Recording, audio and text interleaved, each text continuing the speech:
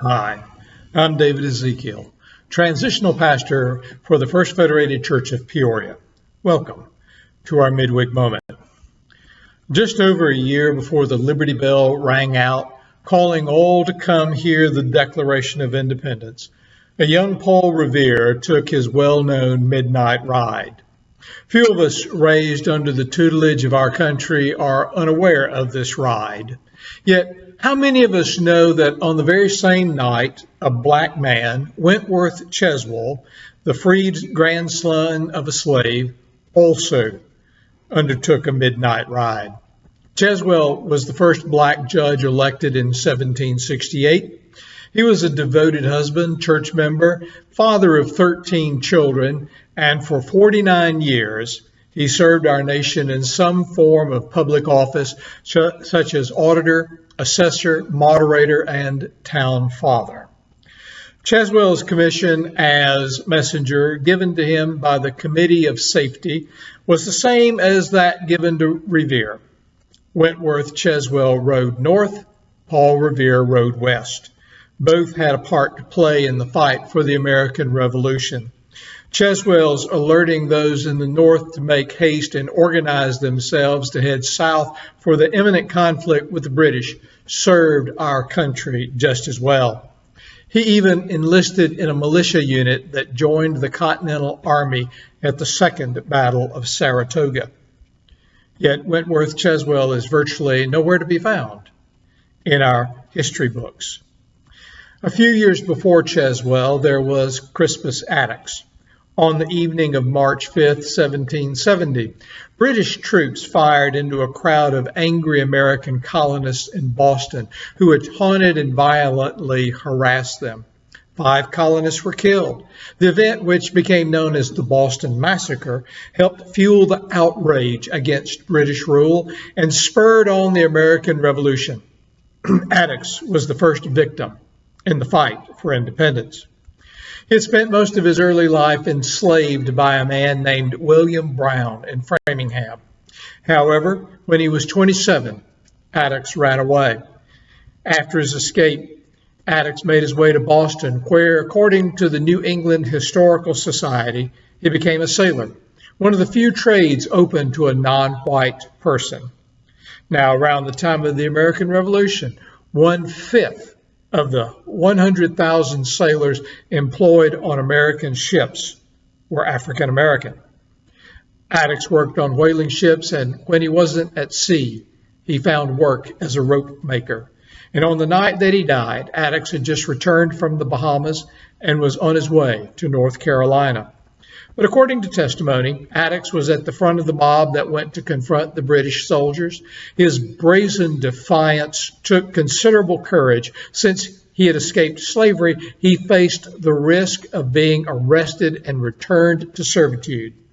The accounts state that he stepped into the fray, swinging his stick at the British captain, and then knocking away a soldier's gun and hitting him in the face or head. According to a witness, Attucks grabbed the soldier's bayonet in his other hand and then yelled to rally the crowd just moments before the soldier regained control of his gun and shot him.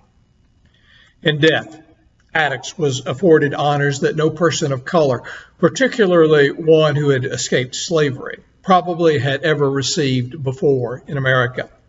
Samuel Adams organized a procession to transport Attucks's casket to Boston's Faneuil Hall, where Attucks lay in state for 3 days before the victim's public funeral. According to historians William Bruce Wheeler and Lori Glover, an estimated 10 to 12,000 people, more than half of the population of the city of Boston at that time, joined in the procession that carried the casket of Attucks and the other victims to the graveyard. Allow me to tell you still one more vignette about another individual who played a pivotal role in this nation's independence, who I'll bet you also did not know about. His name was James Armistead, an enslaved African-American spy during the American Revolution. Armistead was born into slavery in Virginia around 1748, and thus in 1781 he volunteered to join the U.S. Army and enlisted in the Revolutionary War. He served under the Marquis de Lafayette, the commander of Allied French forces, and was employed as a spy.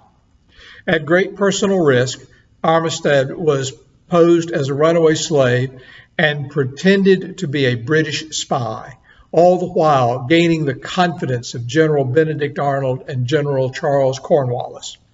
The officers spoke freely in front of Armistead concerning their strategies.